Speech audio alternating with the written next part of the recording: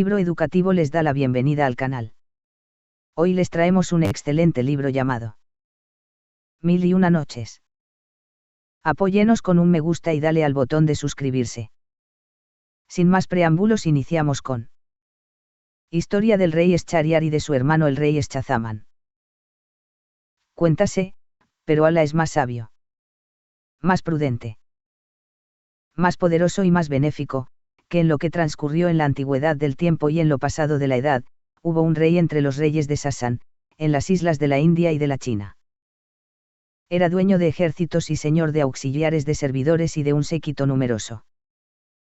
Tenía 2 hijos, y ambos eran heroicos jinetes, pero el mayor valía más aún que el menor. El mayor reinó en los países, gobernó con justicia entre los hombres, y por eso le querían los habitantes del país y del reino. Llamábase el rey Eschariar. Su hermano, llamado Eschazaman, era el rey de Samarcanda Alajam. Siguiendo las cosas el mismo curso, residieron cada uno en su país, y gobernaron con justicia a sus ovejas durante 20 años. Y llegaron ambos hasta el límite del desarrollo y el florecimiento. No dejaron de ser así, hasta que el mayor sintió vehementes deseos de ver a su hermano. Entonces ordenó a su visir que partiese y volviese con él. El visir contestó: escucho y obedezco. Partió, pues. Y llegó felizmente por la gracia de Alá, entró en casa de Eschazaman. Le transmitió la paz, le dijo que el rey Eschariar deseaba ardientemente verle, y que el objeto de su viaje era invitarle a visitar a su hermano. El rey Eschazaman contestó: escucho y obedezco. Dispuso los preparativos de la partida, mandando sacar sus tiendas, sus camellos y sus mulos, y que saliesen sus servidores y sus auxiliares. Nombró a su visir gobernador del reino y salió en demanda de las comarcas de su hermano. Pero a medianoche recordó una cosa que había olvidado, volvió a su palacio secretamente y se encaminó a los aposentos de su esposa, a quien pensaba encontrar triste y llorando por su ausencia. Grande fue, pues, su sorpresa al hallarla departiendo con gran familiaridad con un negro, esclavo entre los esclavos. Al ver tal desacato, el mundo se obscureció ante sus ojos. Y se dijo: si ha sobrevenido esto cuando apenas acabo de dejar la ciudad. ¿Cuán sería la conducta de esta esposa si me ausentase algún tiempo para estar con mi hermano? Desenvainó inmediatamente el alfanje. Y acometiendo a ambos, los dejó muertos sobre los tapices del lecho. Volvió a salir, sin perder una hora ni un instante, y ordenó la marcha de la comitiva. Y viajó de noche hasta avistar la ciudad de su hermano. Entonces éste se alegró de su proximidad, salió a su encuentro, y al recibirlo, le deseó la paz. Se regocijó hasta los mayores límites del contento, mandó adornar en honor suyo la ciudad y se puso a hablarle lleno de efusión. Pero el rey Eschazaman recordaba la fragilidad de su esposa, y una nube de tristeza le velaba la faz. Su tez se había puesto pálida y su cuerpo se había debilitado. Al verle de tal modo, el rey Eschariar creyó en su alma que aquello se debía haberse alejado de su reino y de su país, lo dejaba estar sin preguntarle nada. Al fin, un día, le dijo: hermano, tu cuerpo enflaquece y su cara amarillea. Y el otro respondió: ay, hermano, tengo en mi interior como una llaga en carne viva. Pero no le reveló lo que le había ocurrido con su esposa. El rey Eschariar le dijo: quisiera que me acompañase a cazar a pie y a caballo, pues así tal vez se esparciera tu espíritu. El rey Eschalizaman no quiso aceptar y su hermano se fue solo a la cacería. Había en el palacio unas ventanas que daban al jardín. Y habiéndose asomado a una de ellas el rey Eschazaman vio corno se abría una puerta secreta para dar salida a 20 esclavas y 20 esclavos, entre los cuales avanzaba la mujer del rey Eschaciar en todo el esplendor de su belleza.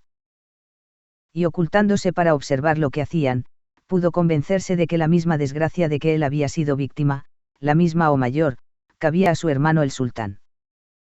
Al ver aquello, pensó el hermano del rey: por Alá, más ligera es mi calamidad que esta otra.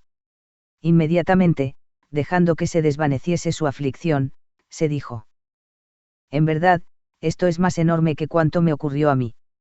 Y desde aquel momento volvió a comer y beber cuanto pudo.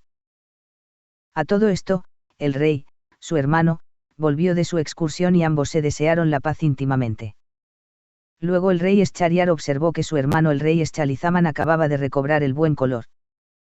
Pues su semblante había adquirido nueva vida, y advirtió también que comía con toda su alma después de haberse alimentado parcamente en los primeros días. Se asombró de ello, y dijo: Hermano, poco a te veía amarillo de tez, ahora has recuperado los colores. Cuéntame qué te pasa. El rey le dijo: Te contaré la causa de mi anterior palidez, pero dispénsame de referirte el motivo de haber recobrado los colores. El rey replicó: Para entendernos, relata primeramente la causa de tu pérdida de color y tu debilidad. Y se explicó de este modo: Sabrás, hermano, que cuando enviaste tu visir para requerir mi presencia, hice mis preparativos de marcha, y salí de la ciudad. Pero después me acordé de la joya que te destinaba y que te di al llegar a tu palacio. Volví, pues, y encontré a mi mujer y a un esclavo negro departiendo con gran familiaridad. Los maté a los dos, y vine hacia ti, muy atormentado por el recuerdo de tal aventura. Este fue el motivo de mi primera palidez y de mi enflaquecimiento. En cuanto a la causa de haber recobrado mi buen color, dispénsame de mencionarla. Cuando su hermano oyó estas palabras, le dijo: Por Alá te conjuro a que me cuentes la causa de haber recobrado tus colores. Entonces el rey Eschalizaman le refirió cuánto había visto. Y el rey Eschaliriar dijo: Ante todo, es necesario que mis ojos vean semejante cosa. Su hermano le respondió: Finge que vas de caza, pero escóndete en mis aposentos, y serás testigo del espectáculo. Tus ojos lo comprobarán. Inmediatamente, el rey mandó que el pregonero divulgase la orden de marcha. Los soldados salieron con sus tiendas fuera de la ciudad. El rey marchó también, se ocultó en su tienda y dijo a sus jóvenes esclavos: Que nadie entre. Luego se disfrazó, salió a hurtadillas y se dirigió al palacio. Llegó a los aposentos de su hermano, y se asomó a la ventana que daba al jardín. Apenas había pasado una hora, cuando salieron las esclavas, rodeando a su señora, y tras ellas los esclavos. E hicieron cuanto había contado Eschazaman. Cuando vio estas cosas el rey Eschariar, la razón se ausentó de su cabeza, y dijo a su hermano: Marchemos para saber cuál es nuestro destino en el camino de Alá, porque nada de común debemos tener con la realeza hasta encontrar a alguien que haya sufrido una aventura semejante a la nuestra. Si no, la muerte sería preferible a nuestra vida. Su hermano le contestó lo que era apropiado, y ambos salieron por una puerta secreta del palacio. Y no cesaron de caminar día y noche, hasta que por fin llegaron a un árbol, en medio de una solitaria pradera, junto al mar salado. En aquella pradera había un manantial de agua dulce. Bebieron de ella y se sentaron a descansar. Apenas había transcurrido una hora del día, cuando el mar empezó a agitarse. De pronto brotó de él una negra columna de humo, que llegó hasta el cielo y se dirigió después hacia la pradera. Los reyes, asustados, se subieron a la cima del árbol, que era muy alto, y se pusieron a mirar lo que tal cosa pudiera ser. Y he aquí que la columna de humo se convirtió en un efrit de elevada estatura, poderoso de hombros y robusto de pecho. Llevaba un arca sobre la cabeza. Puso el pie en el suelo, y se dirigió hacia el árbol y se sentó debajo de él. Levantó entonces la tapa del arca, sacó de ella una caja, la abrió, y apareció enseguida una encantadora joven, de espléndida hermosura, luminosa lo mismo que el sol, como dijo el poeta. Antorcha en las tinieblas, ella aparece y es el día. Ella aparece y con su luz se iluminan las auroras. Los soles irradiar con su claridad y las lunas con las sonrisas de sus ojos. Que los velos de su misterio se rasguen, e inmediatamente las criaturas se prosternan encantadas a sus pies. Y ante los dulces relámpagos de su mirada, el rocío de las lágrimas de pasión humedece todos los párpados. Después que el efrit hubo contemplado a la hermosa joven, le dijo: Oh soberana de las sederías. Oh tú, a quien rapté el mismo día de tu boda. Quisiera dormir un poco.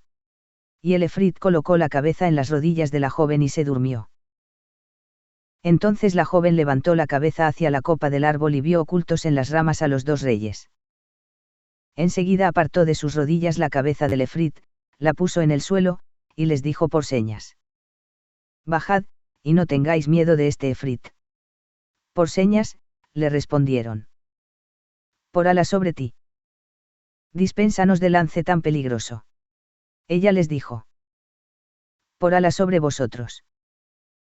Bajad enseguida si no queréis que avise al efrit, que os dará la peor muerte. Entonces, asustados, bajaron hasta donde estaba ella. La joven los tomó de las manos, se internó con ellos en el bosque y les exigió algo que no pudieron negarle. Una vez estuvieron cumplidos sus deseos, sacó del bolsillo un saquito y del saquito un collar compuesto de 570 sortijas con sellos. Y les preguntó: ¿sabéis lo que es esto? Ellos contestaron: No lo sabemos. Entonces les explicó la joven: Los dueños de estos anillos hicieron lo mismo que vosotros junto a los cuernos insensibles de este efrit. De suerte que me vais a dar vuestros anillos. Lo hicieron así, sacándoselos de los dedos, y ella entonces les dijo: Sabed que este efrit me robó la noche de mi boda, me encerró en esa caja, metió la caja en el arca, le echó 7 candados y la arrastró al fondo del mar, allí donde se combaten las olas. Pero no sabía que cuando desea alguna cosa una mujer no hay quien la venza. Ya lo dijo el poeta. Amigo, no te fíes de la mujer, ríete de sus promesas. Su buen o mal humor depende de sus caprichos. Prodigan amor falso cuando la perfidia las llena y forma como la trama de sus vestidos. Recuerda respetuosamente las palabras de Yusuf. Y no olvides que Eblis hizo que expulsaran a Adán por causa de la mujer. No te confíes, amigo. Es inútil. Mañana, en aquella que creas más segura, sucederá al amor puro una pasión loca. Y no digas: si me enamoro, evitaré las locuras de los enamorados. No lo digas. Sería verdaderamente un prodigio único ver salir a un hombre sano y salvo de la seducción de las mujeres. Los dos hermanos, al oír estas palabras, se maravillaron hasta más no poder, y se dijeron uno a otro: si este es un efrit. Y a pesar de su poderío le han ocurrido cosas más enormes que a nosotros, esta aventura debe consolarnos. Inmediatamente se despidieron de la joven y regresaron cada uno a su ciudad. En cuanto el rey Eschariar entró en su palacio, mandó degollar a su esposa, así como a los esclavos y esclavas. Después, persuadido de que no existía mujer alguna de cuya fidelidad pudiese estar seguro, resolvió desposarse cada noche con una y hacerla degollar apenas alborease el día siguiente. Así estuvo haciendo durante 3 años, y todo eran lamentos y voces de horror. Los hombres huían con las hijas que les quedaban. En esta situación, el rey mandó al visir que, como de costumbre, le trajese una joven. El visir, por más que buscó, no pudo encontrar ninguna, y regresó muy triste a su casa, con el alma transida de miedo ante el furor del rey. Pero este visir tenía 2 hijas de gran hermosura, que poseían todos los encantos, todas las perfecciones y eran de una delicadeza exquisita. La mayor se llamaba Eschatrazada, y el nombre de la menor era Doniazada. La mayor, Eschaltrazada, había leído los libros, los anales, las leyendas de los reyes antiguos y las historias de los pueblos pasados. Dicen que poseía también 1000 libros de crónicas referentes a los pueblos de las edades remotas, a los reyes de la antigüedad y sus poetas. Y era muy elocuente, daba gusto oírla. Al ver a su padre, le habló así: ¿por qué te veo tan cambiado, soportando un peso abrumador de pesadumbres y aflicciones?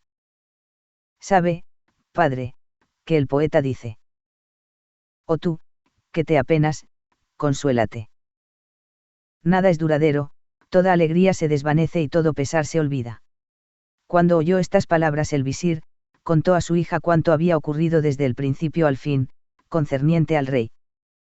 Entonces le dijo Escharazada: por Alá, padre, cásame con el rey, porque si no me mata seré la causa del rescate de las hijas de los musulmanes y podré salvarlas de entre las manos del rey.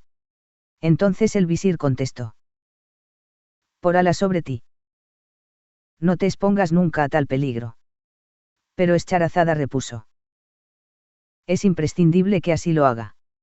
Entonces le dijo su padre: cuidado no te ocurra lo que les ocurrió al asno y al buey con el labrador. Escucha su historia. Fábula del asno, el buey y el labrador. Has de saber, hija mía, que hubo un comerciante dueño de grandes riquezas y de mucho ganado. Estaba casado y con hijos. Alá, el Altísimo, le dio igualmente el conocimiento de los lenguajes de los animales y el canto de los pájaros. Habitaba este comerciante en un país fértil, a orillas de un río. En su morada había un asno y un buey. Cierto día llegó el buey al lugar ocupado por el asno y vio aquel sitio barrido y regado. En el pesebre había cebada y paja bien cribadas, y el jumento estaba echado, descansando. Cuando el amo lo montaba, era solo para algún trayecto corto y por asunto urgente, y el asno volvía pronto a descansar.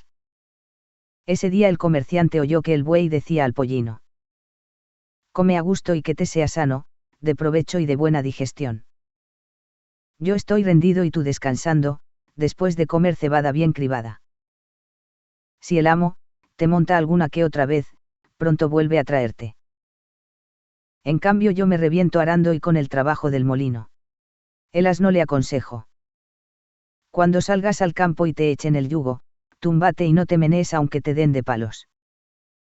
Y si te levantan, vuélvete a echar otra vez. Y si entonces te vuelven al establo y te ponen habas, no las comas, fíngete enfermo. Haz por no comer ni beber en unos días, y de ese modo descansarás de la fatiga del trabajo. Pero el comerciante seguía presente, oyendo todo lo que hablaban. Se acercó el mayoral al buey para darle forraje y le vio comer muy poca cosa. Por la mañana, al llevarlo al trabajo, lo encontró enfermo. Entonces el amo dijo al mayoral: coge al asno y que are todo el día en lugar del buey. Y el hombre unció al asno en vez del buey y le hizo arar todo el día. Al anochecer, cuando el asno regresó al establo, el buey le dio las gracias por sus bondades, que le habían proporcionado el descanso de todo el día, pero el asno no le contestó. Estaba muy arrepentido. Al otro día el asno estuvo arando también durante toda la jornada y regresó con el pescuezo desollado, rendido de fatiga. El buey, al verle en tal estado, le dio las gracias de nuevo y lo colmó de alabanzas. El asno le dijo: bien tranquilo estaba yo antes. Ya ves cómo me ha perjudicado el hacer beneficio a los demás. Y enseguida añadió: voy a darte un buen consejo de todos modos. He oído decir al amo que te entregarán al matarife si no te levantas, y harán una cubierta para la mesa con tu piel. Te lo digo para que te salves, pues sentiría que te ocurriese algo. El buey, cuando oyó estas palabras del asno, le dio las gracias nuevamente, y le dijo: mañana reanudaré mi trabajo. Y se puso a comer, se tragó todo el forraje y hasta lamió el recipiente con su lengua. Pero el amo les había oído hablar. En cuanto amaneció fue con su esposa hacia el establo de los bueyes y las vacas. Y se sentaron a la puerta. Vino el mayoral y sacó al buey, que en cuanto vio a su amo empezó a menear la cola, y a galopar en todas direcciones como si estuviese loco. Entonces le entró tal risa al comerciante, que se cayó de espaldas. Su mujer le preguntó: ¿de qué te ríes? Y él dijo: de una cosa que he visto y oído, pero no la puedo descubrir porque me va en ello la vida. La mujer insistió: pues has de contármela, aunque te cueste morir. Y él dijo: me callo, porque temo a la muerte. Ella repuso: entonces es que te ríes de mí. Y desde aquel día no dejó de hostigarle tenazmente, hasta que le puso en una gran perplejidad. Entonces el comerciante mandó llamar a sus hijos, así como al cadí y a unos testigos. Quiso hacer testamento antes de revelar el secreto a su mujer. Pues amaba a su esposa entrañablemente porque era la hija de su tío paterno, madre de sus hijos, y había vivido con ella 120 años de su edad. Hizo llamar también a todos los parientes de su esposa y a los habitantes del barrio y refirió a todos lo ocurrido, diciendo que moriría en cuanto revelase el secreto. Entonces toda la gente dijo a la mujer: por Alá sobre ti. No te ocupes más del asunto, pues va a perecer tu marido, el padre de tus hijos. Pero ella replicó: aunque le cueste la vida no le dejaré en paz hasta que me haya dicho su secreto. Entonces ya no le rogaron más. El comerciante se apartó de ellos y se dirigió al estanque de la huerta para hacer sus abluciones y volver inmediatamente a revelar su secreto y morir. Pero había allí un gallo lleno de vigor, capaz de dejar satisfechas a 50 gallinas, y junto a él hallábase un perro. Y el comerciante oyó que el perro increpaba al gallo de este modo: ¿no te avergüenza el estar tan alegre cuando va a morir nuestro ama? Y el gallo preguntó: ¿por qué causa va a morir? Entonces el perro contó toda la historia, y el gallo repuso: por Alá. Poco talento tiene nuestro amo. 50 esposas tengo yo, y a todas sé manejármelas perfectamente, regañando a unas y contentando a otras. En cambio, él solo tiene una y no sabe entenderse con ella. El medio es bien sencillo. Bastaría con cortar unas cuantas varas de morera, entrar en el camarín de su esposa y darle hasta que sucumbiera o se arrepintiese. No volvería a importunarle con preguntas. Así dijo el gallo, y cuando el comerciante oyó sus palabras se iluminó su razón, y resolvió dar una paliza a su mujer. El visir interrumpió aquí su relato para decir a su hija: Escharazada, ¿acaso el rey haga contigo lo que el comerciante con su mujer? Y Escharazada preguntó: ¿pero qué hizo? Entonces el visir prosiguió de este modo: entró el comerciante llevando ocultas las varas de morera, que acababa de cortar, y llamó aparte a su esposa. Ven a nuestro gabinete para que te diga mi secreto. La mujer le siguió, el comerciante se encerró con ella y empezó a sacudirla varazos, hasta que ella acabó por decir: me arrepiento, me arrepiento. Y besaba las manos y los pies de su marido. Estaba arrepentida de veras. Salieron entonces, y la concurrencia se alegró muchísimo, regocijándose también los parientes. Y todos vivieron muy felices hasta la muerte. Dijo. Y cuando Escharazada, hija del visir, hubo oído este relato, insistió nuevamente en su ruego: Padre, de todos modos quiero que hagas lo que te he pedido. Entonces el visir, sin replicar nada, mandó que preparasen el ajuar de su hija, y marchó a comunicar la nueva al rey Escharián. Mientras tanto, Escharazada decía a su hermana Doniazada: te mandaré llamar cuando esté en el palacio, y así que llegues y veas que el rey ha terminado de hablar conmigo, me dirás: hermana, cuenta alguna historia maravillosa que nos haga pasar la noche. Entonces yo narraré cuentos que, si quiere Alá, serán la causa de la emancipación de las hijas de los musulmanes. Fue a buscarla después el visir, y se dirigió con ella hacia la morada del rey. El rey se alegró muchísimo al ver a Escharazada, y preguntó a su padre: ¿es esta lo que yo necesito? Y el visir dijo respetuosamente: sí, lo es. Pero cuando el rey quiso acercarse a la joven, ésta se echó a llorar. Y el rey le dijo: ¿qué te pasa? Y ella contestó: oh rey poderoso, tengo una hermanita, de la cual quisiera despedirme. El rey mandó buscar a la hermana, y vino Doniazada. Después empezaron a conversar. Doniazada dijo entonces a Escharazada: hermana, por Alá sobre ti, cuéntanos una historia que nos haga pasar la noche. Y Escharazada contestó: de buena gana. Y como un debido homenaje. Si es que me lo permite este rey tan generoso. Dotado de tan buenas maneras. El rey, al oír estas palabras, como no tuviese ningún sueño, se prestó de buen grado a escuchar la narración de Escharazada. Y Escharazada, aquella primera noche, empezó su relato con la historia que sigue.